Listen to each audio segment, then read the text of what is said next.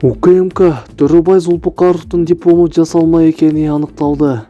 Жогорку кеңештин депутаты ЗТЗ жасалма дипломду колдонуп келгени аныкталды. Бул тууралуу УКМКнын басма сөз кызматына шилтеме берип, Барометр билдирет. УКМКнын сотко чейинки өндүрүштүн алкагында жүргүзүлгөн иш-чаралардын жыйынтыгында мурдагы вице-спикер Жогорку кеңештин КСДП фракциясынын депутаты ЗТЗ тарабынан жасалма дипломду колдонуу фактысы аныкталды. Маалыматка ылайык, ЗТЗ 1998 жылы Жусуп Баласагын атындагы Кыргыз Улуттук университетинин тарых факультетинин 3-курсунан чыгарылган. Окуудан чыгарылышынын себеби билим алуу үчүн акысын төлөбөгөндүгү болгон.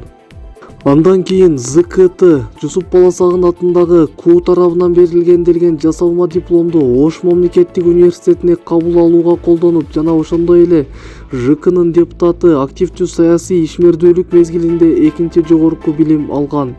Жусуп Баласагын атындагы КУдан алынган жоопко ылайык, ЗКТ университеттин бүтүрүүчүлөрүнүн катарында жок болгон. Көрсөтүлгөн номер менен катталган диплом башка жаранга берилген. Учурда тергөө иштери жүрүп жатат.